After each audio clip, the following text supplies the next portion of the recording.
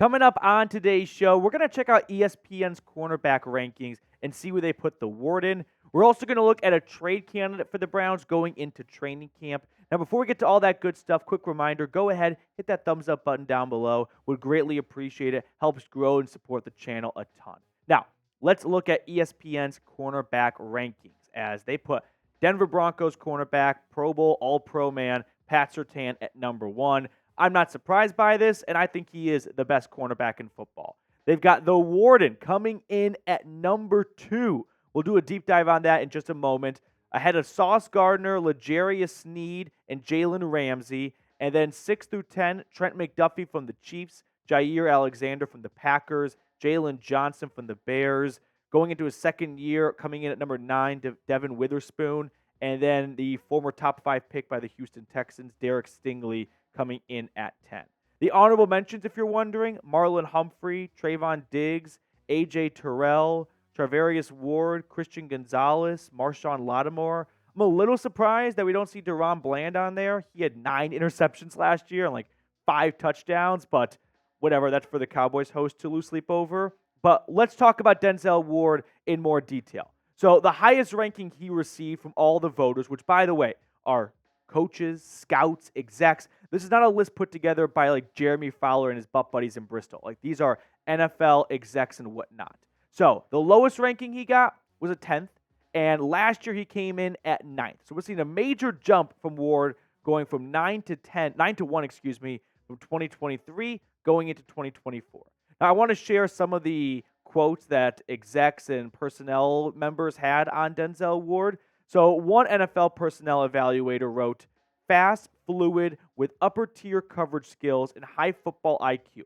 Can create ball production in man or zone, but can match up against just about any number 1 receiver due to his size and speed. And he has the elite movement skills to cover in the slot when asked. When I read that, I don't know which NFL personnel evaluator wrote it, but I'm inclined to believe it's someone that's in the AFC North that isn't just trying to smear Denzel Ward's name, because that was a very accurate and like spot-on analysis. Denzel Ward had an incredible 40-yard dash coming out of Ohio State. He's one of the fastest and quickest corners in the game. It allows him to make up if he gets beat early on. Sure, he doesn't have like a 6'2" body frame size like Martin Emerson, which allows him to take down receivers at the point of attack and win those 50-50 jump balls. But the Warden makes up with that by having incredible speed, great tackling skills, and truly just like receiver-esque ball skills and ball playmaking abilities. Last year, he had 34 tackles, 11 pass breakups, 2 interceptions, another year with multiple picks, but unfortunately also another year where he missed a good amount of time. Like Denzel Ward played 13 games last season, missed a couple of weeks in that middle portion of the season with a shoulder injury. Now, Pro Football Focus ranked him 41 out of 127. I want you to remember that for a little bit later on in the show. But Denzel Ward definitely comes in with some great runs to start his career. Look at the active DBs in the NFL with 2 or more interceptions in the first 6 seasons of their NFL career. It's not a very long list. Denzel Ward, Marcus Williams, Justin Simmons, Marcus Peters, Patrick Peterson. We're looking at, I wouldn't say guaranteed future Hall of Famers, but I think Patrick Peterson's probably going to get in the Hall of Fame. If Justin Simmons got a little bit more recognition throughout his career, he could put together maybe a fighter's chance to at least get on the ballot. But this is an incredible list to be a part of, and it's a very elite club of guys that have 2 or more interceptions in every single year of their NFL career through the first 6 seasons of their career. So with that being said, is Denzel Ward a top 3 cornerback in your mind? Give me a Y for yes or give me an N for no down below in the comment section. I think he is a top 3 cornerback. I'm definitely not going to start splitting hairs over him not being number 1. Patrick Surtain is awesome. He's got great size, great speed, great ball tracking skills. I think the issue that this sports country has when we debate about guys in terms of their ranking amongst their position peers is if you're not 1, then that means you must be 30. No, it's okay if you're 2. I know we don't want to finish second in life, but when you're going up against the best of the best, being second at something doesn't mean that's an insult or a bad thing. So for Denzel Ward to come in at second, I think that's a great nod for the rest of the league to kind of wake up a little bit to what Browns fans have known since day one of his time in Cleveland, that this guy's a stud. Now, if we're getting nitpicky, he does have some weaknesses that I don't say this from the lens of like, all right, now let's try and find a way to tear down Denzel Ward. But I think we can all agree that the lack of availability is one thing we'd all like to see kind of turn around. And hopefully he can stay healthy and stay on the field more. But that's also the price of doing business when you draft a slightly smaller DB and you toss him into a lot of zone coverage with Joe Woods to begin his career, where he's going to be throwing his body at a lot of players. And that's going to tack on a little bit. He's missed 79% he's played in 79% of games. He has missed 21%. So he's missed 1 out of every 5 games. He usually misses about 4 games a season. Not ideal. The second weakness, and again, we're really getting nitpicky here, is I don't think this is a fault of Denzel's, but he does seem to be the victim of a lot of defensive miscommunications.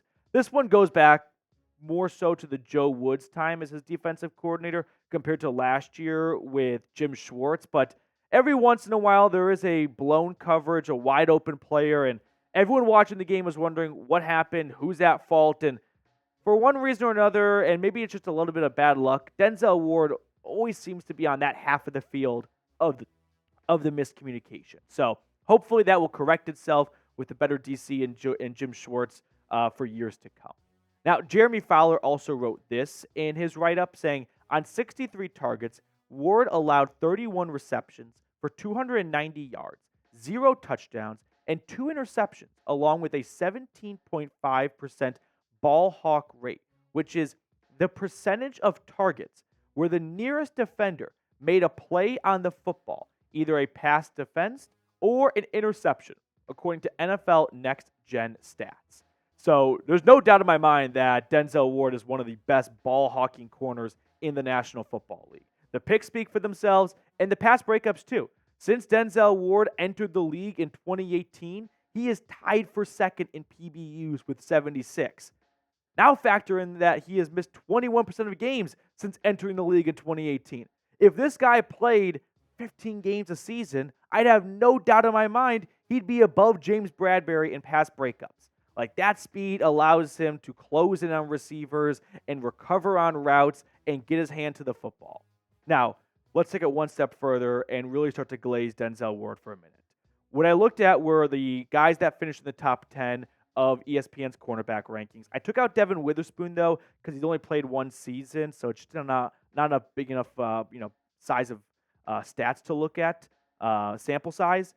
But I tossed in A.J. Terrell, who's played a lot of football. And so with that, Denzel Ward is third amongst these 10 corners in targets per game, coming in at 5 even. So he gets picked on not too much, but more than some other cornerbacks, which means if you don't get thrown to a lot, you don't have the opportunity to make a lot of plays on the football, right? It's hard to get interceptions if the ball is always going to the other side of the field.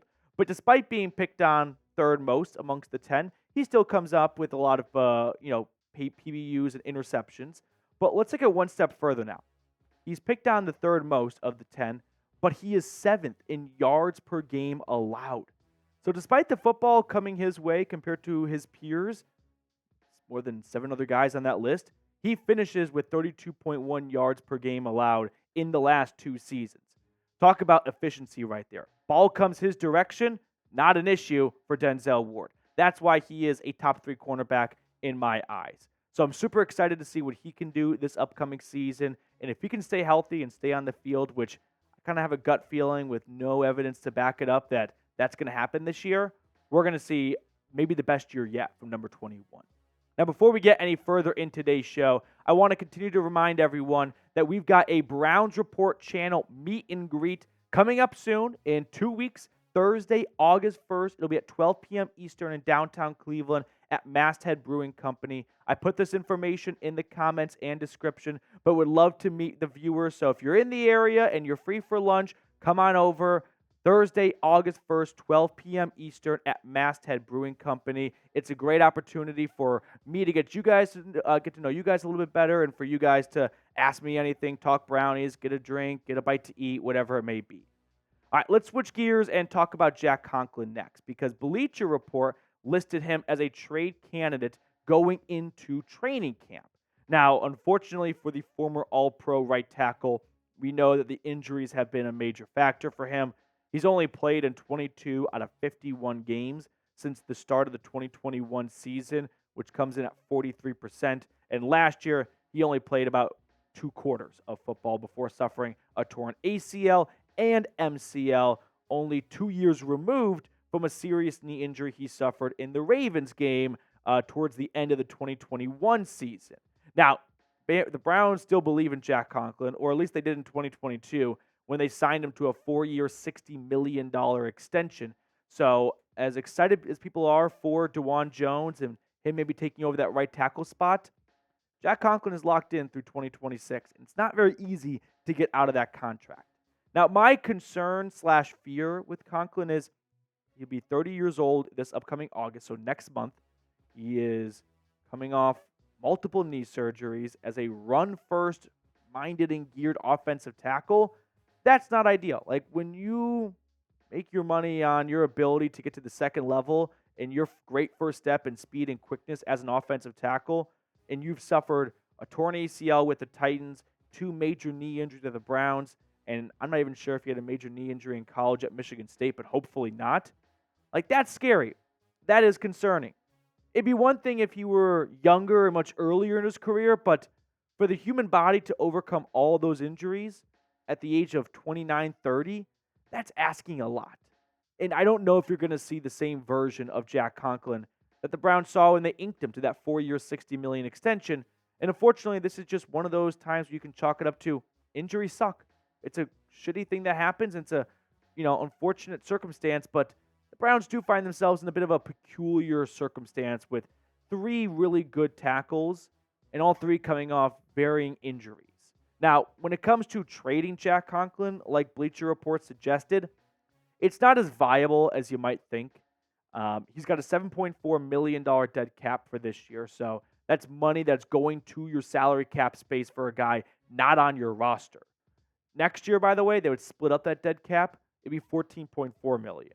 So $14.4 million of spending ability for 2025 just taken away because that's Jack Conklin. And then the cap savings for this year, $3 million. So you're not really saving yourself a whole lot of money by moving on from him. So the question becomes, is a day 3 draft pick? Because I got news for you guys. That's likely you're going to get for Jack Conklin. Like, he's a 30-year-old offensive tackle coming off his 3rd knee injury. I don't think there's going to be a huge market for him worth about $22 million in dead cap hit over this year and next offseason. I don't really think so. I'd rather just hold on to Jack Conklin. And if an injury pops up to Jed Wills or DeJuan Jones, like, you feel confident that you've got another starting caliber player coming off the bench. So my prediction is I think we'll see the Browns hold on to all 3 offensive tackles. I don't think there's going to be this major rush from Andrew Berry to start trading away guys who are proven to be good commodities at cornerstone positions all to get a 5th or a 6th round draft pick. To me, it just doesn't seem like the juice is worth the squeeze right there. This is a season that's devoted to getting the most out of Deshaun Watson. You want to help Deshaun Watson? Keep him upright. And you can do that by keeping together a really good offensive line and having some really good depth at the offensive line. So, for that reason, I don't think the Browns are going to be interested in trading away Jack Conklin. If they get a phone call for an offer they can't refuse because some other team lost their starting tackle in preseason, that could sway things a little bit. But I don't think we're going to see the Browns leading the charge on let's find a way to trade away Jack Conklin. All right, so let me know. Would you trade Jack Conklin? Give me a T for trade or give me a K for keep down below in the comment section. Personally, I would keep, as I've said, but if you disagree, that's perfectly fine. I want to hear from everyone watching. Okay, so with that all being said, I thought you guys might be interested in the other Bleacher Report trade candidates outlined as they had Jack Conklin coming in at number 7 for likelihood, I guess. Number 1, Brandon Aiyuk, including the Pittsburgh Steelers, along with the New England Patriots. Matthew Judon from the Patriots, linked to the Lions and the Ravens. James Bradbury, we got the Cardinals, the Raiders. Darius Slayton, Titans and Steelers. I could see Darius Slayton being moved. The Giants drafted Malik Neighbors. They got Allen Robinson. They've got Jalen Hyatt, Wan'Dale Robinson. Where does Slayton fit in? T. Higgins, I don't think he's going anywhere, but it's got New England and Jacksonville. And then speaking of the Bengals, Jackson Carman, their offensive lineman, they've got the Panthers and Titans listed down here. Jack Conklin, like we mentioned, being linked to the 49ers and the Raiders. The 49ers make a lot of sense to me because their right tackle, McKivitz, I can't remember his name. He sucks. So that could be an upgrade for them. Hassan Reddick, I think he will get traded. That's just a complete failure by the New York Jets. So they've got the Lions and the Niners. And then to round it out, Taylor Heineke from the Falcons with the Giants or Raiders. And then Cam Hayward, maybe leaving the Steelers for either the Eagles or the Lions. All right, before we get on to our pick a card portion of the show, reminder, go ahead and like today's video. It would really help boost the channel. Greatly appreciated. I remember earlier in the video we talked about the Denzel Ward PFF rank, and I forgot about it, and now it just hit me again. The thing about PFF is it shouldn't be the only thing and only tool you use to evaluate a player. Like PFF thought Denzel Ward was the 41st, 42nd best cornerback in football. How can they be so far off from coaches, GMs, and scouts? I don't think one is right and the other is blatantly wrong, but I just want to use that as an example of like PFF's a good tool. They're not dumb. It's a good starting point, but don't look at PFF and go, that's the end of the research. Whatever they say is the gospel.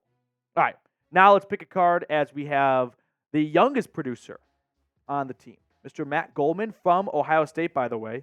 So get your Buckeyes going in the comment section. Talking to you, Ty Man. Mr. Goldman, which card do you want to go with?